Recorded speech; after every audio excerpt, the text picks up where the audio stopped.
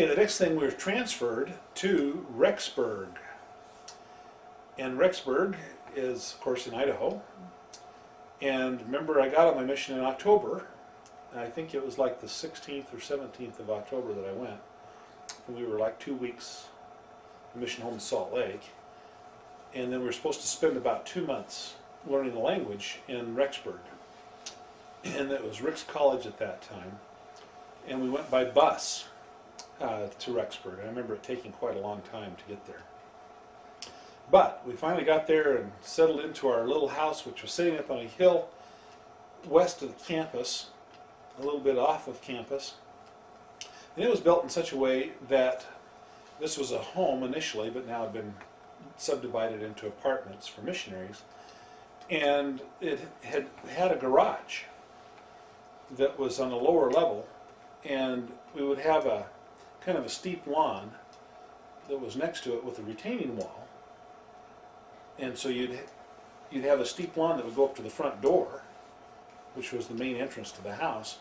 But down below, almost even with the street, would be this pad of cement driveway that would go into the garage. It would be underneath the house. Well, that particular spot that used to be the garage was where I lived. And they had simply boarded that garage up and made a door and a window there.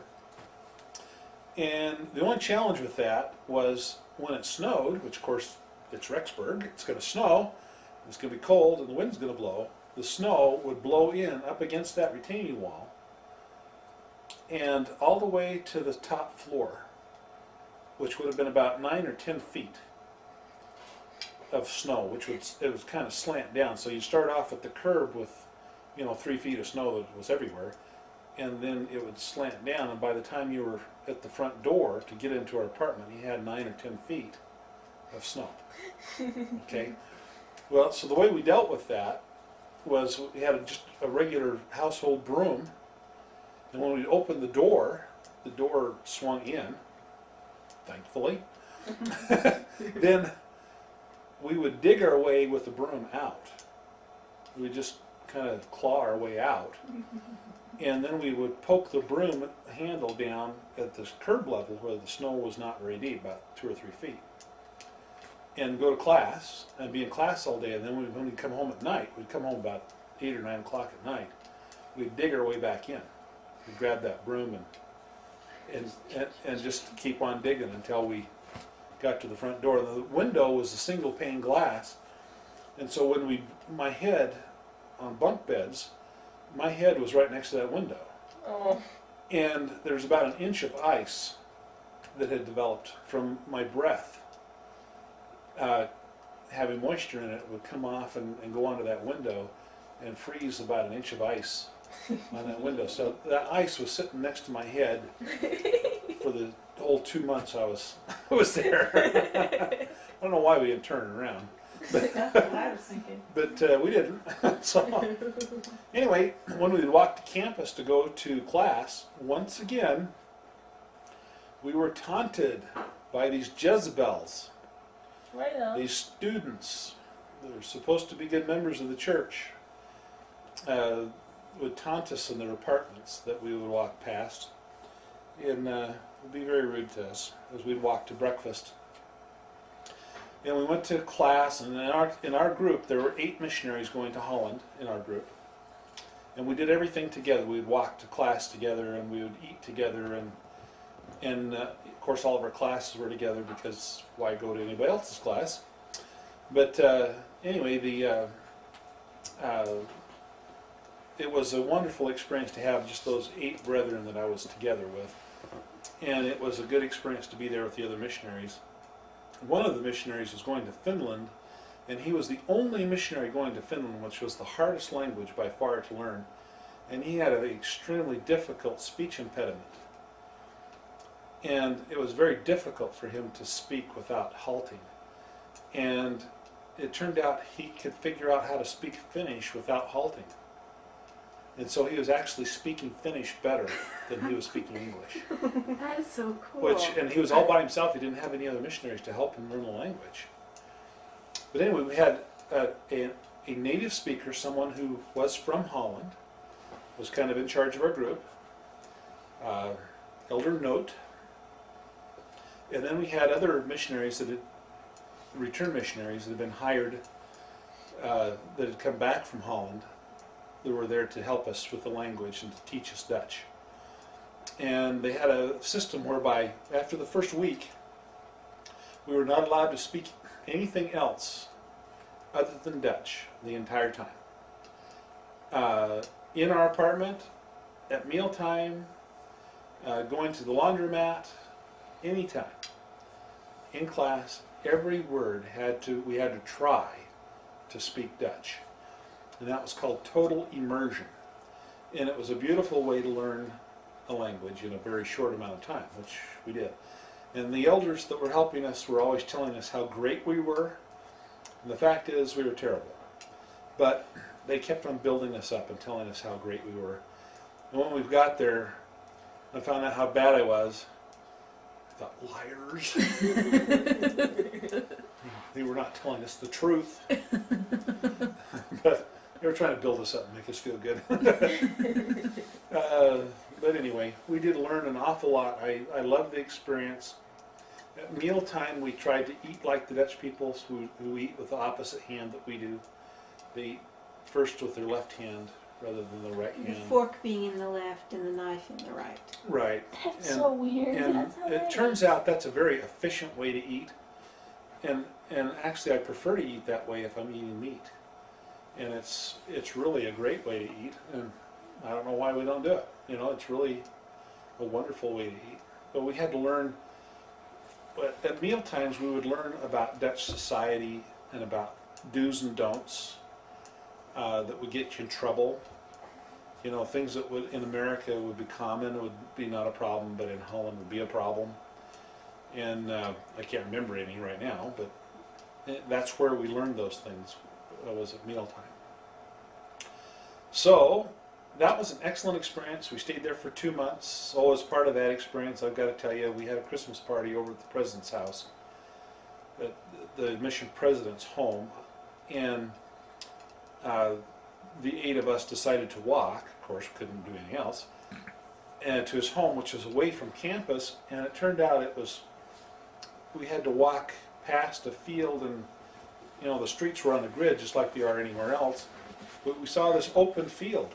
And we thought, why don't we cut across the field to get to the president's house, and we'll skip a lot of time here because it was 30-mile-an-hour wind and 3 feet of snow, and the wind chill was at minus 30 degrees.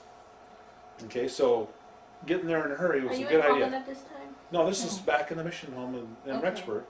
Never been so cold in my entire life ever. It was in Rexburg. But we were walking across this field, and there were 3 of us that were abreast, and all of a sudden, all 3 of us just disappeared. We fell into a ditch. We couldn't see the ditch because the wind would blow the snow level across the ditch, and the ditch was deep. It was like 5 or 6 feet deep. We had to literally crawl out of this thing. Okay? And of course we got really, really wet, and that made us really, really late. By the time we got to the Christmas party, we were not in great Christmas moods. And so anyway, everybody looked at us and said, how come you guys are so late? Why are you all wet? You know, so we were not happy campers. Fell in a ditch. Yes, we did. Well, we learned you don't cross fields. You don't know where you're going. Anyway, so that was a good experience. The other experience I had that was a good experience, but it was kind of a bad one, I kept on having really bad negative feelings that were positive. They're Satan-driven. I mean, just really negative feelings about going on a mission or whatever. You know, I really, really, really wanted to go on a mission, and yet these really dark feelings would come to me. And it was similar, but not as bad, I guess, to the experience that you read about with Joseph Smith, where a very dark cloud came over my mind, and I just felt really, really bad. So I made an appointment with the mission president to talk about it, and he heard my story, and he just laughed. what are you laughing for? That's serious. And he says, Brother Leavitt, I translated the Book of Mormon into the Mori language. The what? The Mori language. Maori. Maori. Yeah.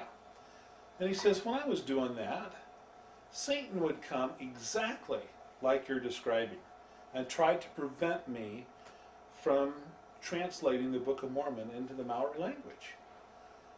But I knew that that was Satan, making sure that I wasn't going to get the Book of Mormon translated. And I just understood that I had to pray hard, just like Joseph Smith did, to overcome the darkness that came to Joseph Smith. So the exact same thing happened to me when I was doing the Book of Mormon. And you're going to have to do the same thing. It's just a sign that Satan does not want you to go on this mission. But the Lord wants you to go. And so you need to work through this. And so I did, and I felt better, having, well, okay, I got a fellow traveler here who's had the exact same experience. Knows what that feels like, the really dark feeling. And it really was helpful to get past that. And it lasted for a week or two, seems like, but I was able to get past it. And it was wonderful to get past it, and the Spirit came back, and I felt very good about going on a mission and whatnot. And it was a great experience, and I'm sure glad I went. It was wonderful to go. And when I came back from my mission, the only thing I said at my homecoming was how grateful I was. I just had nothing but gratitude for everything that had happened. And that's really all I had to say. I didn't have any great speech to tell anybody. I just wanted to tell everybody how grateful How many baptisms I was. do you have? I didn't have any specifically. I had one that was baptized the day after I left the area. I had one more that I taught, and that was also baptized. But on average, each missionary baptized one per mission. So some missionaries didn't baptize any there, and some would baptize one, and some would baptize 5 or 6 or 10. Europe is the hardest mission. It was incredibly difficult to find people that were really interested and seriously wanted to learn about the gospel. It was seriously difficult. But it strengthened us. It made us stronger. I had to study the gospel really hard. It forced us to be good missionaries because it was so hard. The only way you're going to get anything done is to be good. And work hard at having the Spirit with us. Worked hard at learning the Scriptures. I became quite good at the Scriptures, and I've never been as good since, unfortunately. But it certainly made a huge difference that I did work so hard, and I did have a wonderful experience.